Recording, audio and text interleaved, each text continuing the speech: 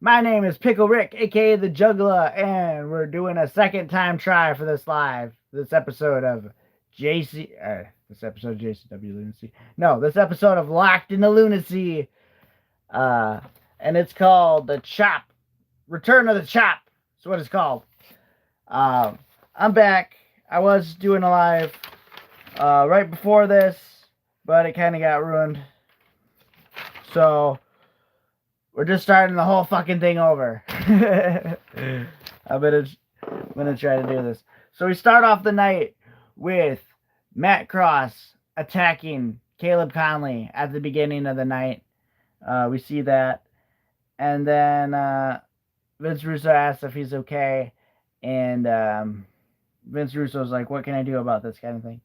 Then we get Mosh Pit Mike doing his return tonight. We haven't seen him in a couple of weeks. He's the man of 1,000 gimmicks.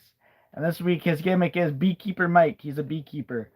So that's pretty cool. And then he's facing off against the Green Phantom.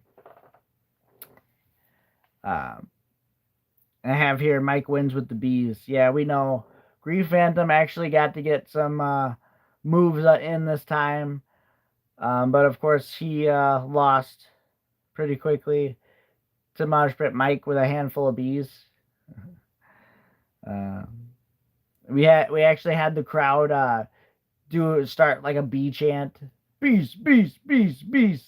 You know, so I feel like JCW is definitely the land of unusual chants or unusual chants. Sorry. Last week we had a pizza chant, and this week we have a bee chant. So only in JCW, man. Then we have Mac Davis interviewing Big Vito, asking him if he feels all right after he was beat up last week by Too Tough Tony, Willie Mack, and the Brothers of Funstruction.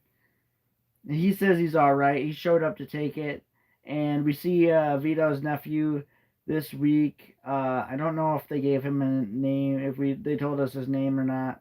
There was a name said, but I wasn't sure if it was Vito's nephew's name or the other guy that's helping Vito or just somebody else's name.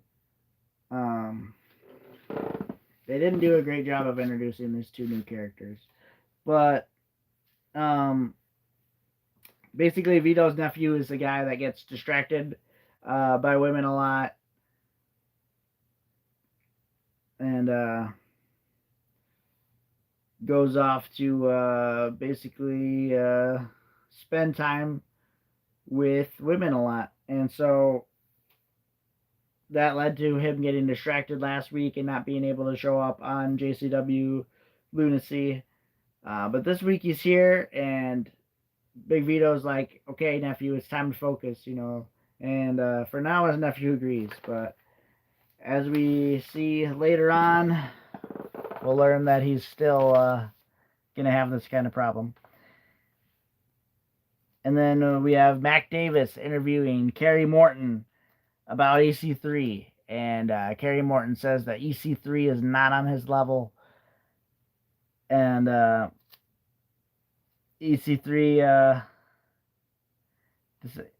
decides to call him Little Miss Twink.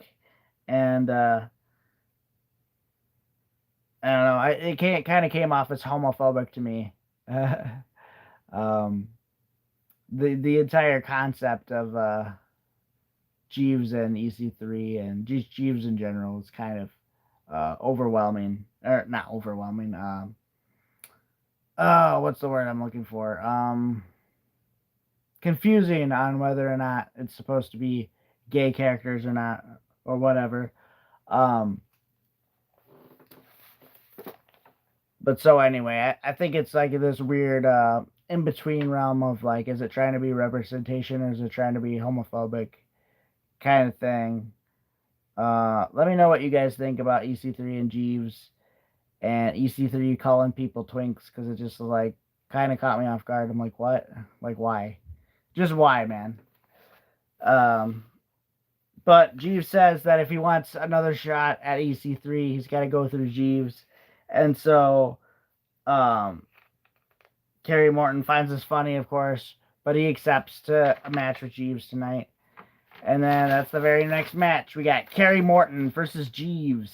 And it's actually a pretty good match. Pretty good back and forth. It looked like Jeeves was going to win a couple times. But Kerry Morton wins, and then we get the gang up. They attack him afterwards, EC3 and Jeeves. But then Shane Mercer comes out to the ring to help Kerry Morton. And it looks like there could be some kind of future alliance. But as we'll talk about later, I don't think that's going to happen.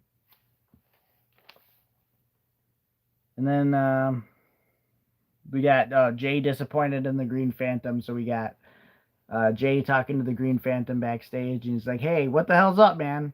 You were good in Japan. Why do you suck so much here? And Green Phantom's like, oh, maybe it's just the West Coast air or whatever.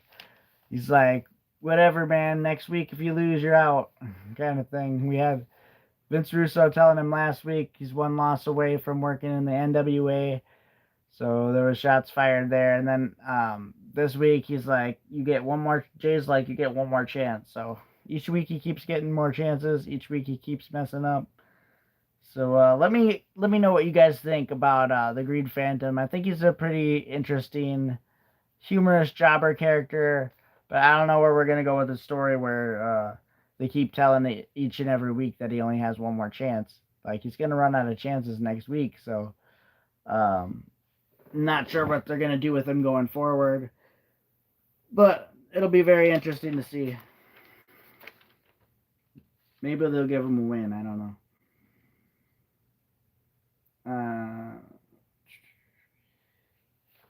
Luigi Primo is talking to Big Vito about he's going to give the Brothers of Funstruction an Italian necktie tonight. You know, like a this, Big Vito says. But we see that Luigi doesn't quite know what he's talking about. He's kind of just like this humorous, like I was saying before, like the Santino Marella kind of character back in like the 2010s when Santino Marella was like the comedy guy. What's happening here? Are you the pickle guy? Yes, I'm Pickle Rick, aka the Juggla. That's my name over here on YouTube and on TikTok. And I am a Juggalo YouTuber and TikToker. Right now, I'm talking about JCW Lunacy. 1 second, I gotta adjust something here. Right now, I'm talking about JCW Lunacy and my review show called Locked into Lunacy, which I do every Friday night here on YouTube. I also have a puppet that I do shorts with, and that is a big part of my TikTok identity over there. So I'll leave the links in the description when this is done, so you can follow me on the different platforms and stuff like that. If you're interested, whoop whoop. To my juggalos out there, anybody likes JCW wrestling, that's what we're here to talk about right now. If anybody likes puppetry, you guys can talk to me about that later. Hit me up and can hit me up in my TikTok DMs. I also have a Locked into Lunacy Discord, which I can leave a link to that as well, and we can get like a community going. Righty. So we get Luigi Primo versus this 40 Winks character. Man, JCW is always so cool with coming up with new characters, new and interesting characters, and this 40 Winks is definitely humorous, definitely funny, definitely relatable. I feel like he's very relatable because I feel like I could go to sleep anywhere, you know what I'm saying? So, and 40 Winks wins. It was a good back and forth. It was a good match.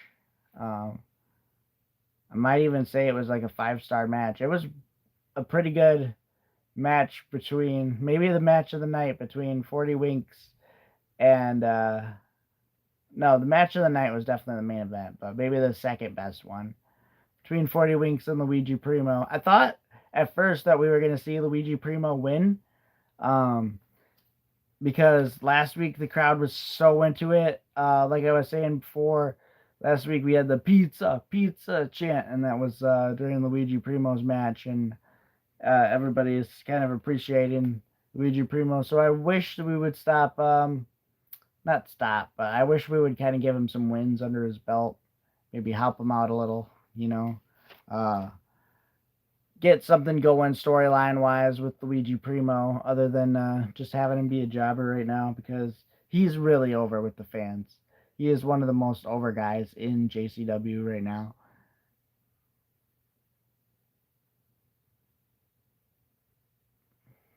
So,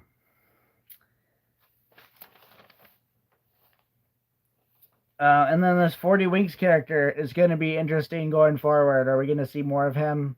Was he just a local guy? I feel like if he was just a local guy, we wouldn't have him win the match. So the next segment, anyway, we get two juggalettes finding Vito's nephew, and he kind of goes off with them. And then the bodyguard type guy's like, hey, wait, So Vito's nephew is distracted by juggalettes again. I have a theory about this that I'll talk about at the end of my review about why this happened at this particular time. And I'm sure you guys have been thinking it too. Oh yeah. So each and every week on JCW Lunacy, we've been having the segment where they talk about live streamers. Send in your stuff, and they'll show us on JCW Lunacy. Can't wait to see if I'm in that. If they're gonna do a compilation or something. Can't wait to see if they show me over on Lunacy. I will totally mark out if I'm on an episode of Lunacy, man. I'll be like, I'll think I made it. It'll just be the best thing ever for me. So definitely gonna mark out if that happens. Next we got Choppa City being back, and they're thanking Violent J for this tag team title opportunity. And Jay's like, what? I don't know anything about a title opportunity. You know what I'm saying? But apparently Russo set it up. And so as they're walking away, getting ready for the match, Violent J is like, and Russo's worried about me and EC3, these guys. So we got Choppa City coming out, and they say to Too Tough Tony and Willie Mack for the match. They're like, hey, put your tag team titles on the line. And, it seems like Too Tough Tony and Willie Mack are kind of like offended by these new guys just coming off out the street, basically, and asking for a title shot. Them not knowing who they are and everything like that. But they agree as fighting champions, and really good match. Like we see some really good wrestling this week on JCW. I keep saying like every match is like a really good match, but like it is, man. But we don't see a lot of quick squashes this week or anything like that. The closest thing to a quick squash was the Green Phantom Mosh Pit Mike match. But even that wasn't as quick of a squash as it was last week against Facade. We also have a lot of wrestlers absent this week. We have no Stephen Flo. We have no Cocaine. We have no Outbreak. It's just really weird with like how many people are out this week, but they still made it work with the people that they did have. And JCW is pretty good with that, with working with a pretty thin roster.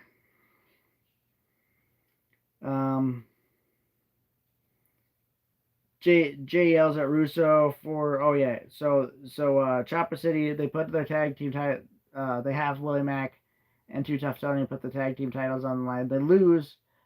Too Tough Tony hits Atipa with the meteorite punch, and he gets his afro on fire, he gets his hair on fire, and so Choppa City decide to attack Willie Mack and True Tough Tony, and they're just gonna take the tag team titles, the JCW tag team titles, for collateral. I'm sure they're just getting a price on what it's gonna take to fix Ativa's hairdo, and they're just like, hey, we're just gonna hold on to these until we can give you the price that you owe us.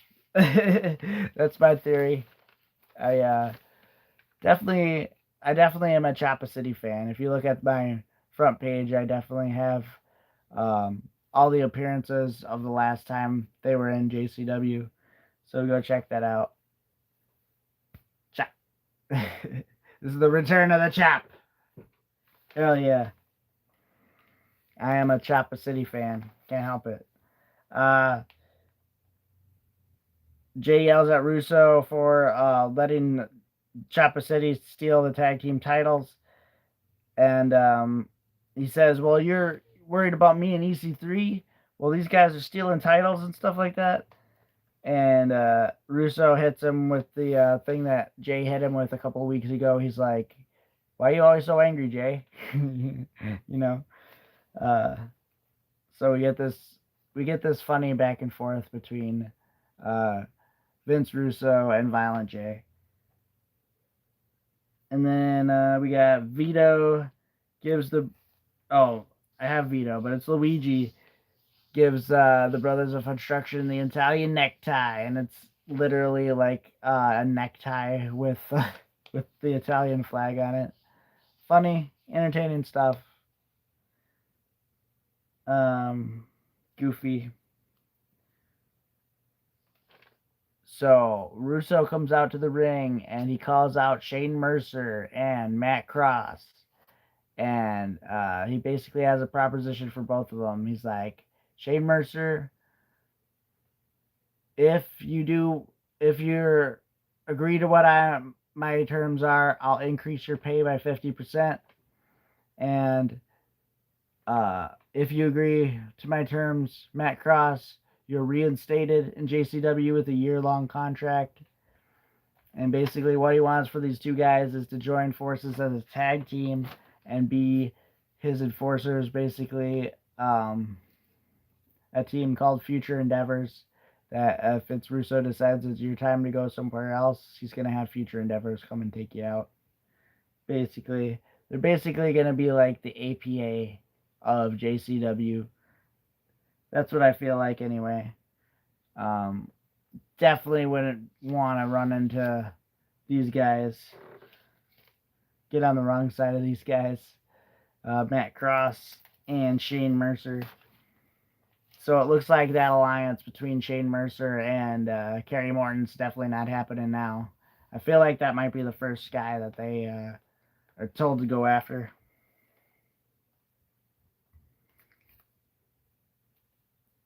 We got Mac interviewing Nick Nemeth.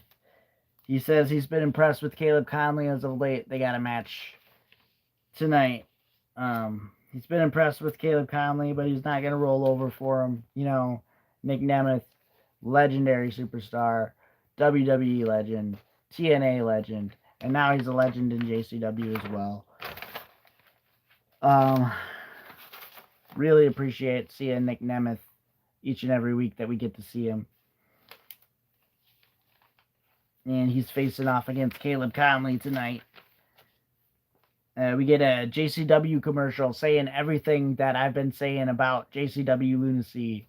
That they've got great storylines. They got great characters. Great in-ring action. Old and new wrestlers.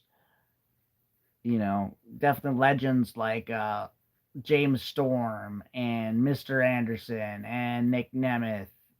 And then we also got our homegrown guys like The Outbreak and Cocaine and Stephen Flo and stuff like that. Just these great characters and stories and, you know, just this combination of everything. They really hit the nail on the head of everything that JCW Lunacy is about. No kayfabe. They're just like, this is what we're about. Come check us out. So, yeah.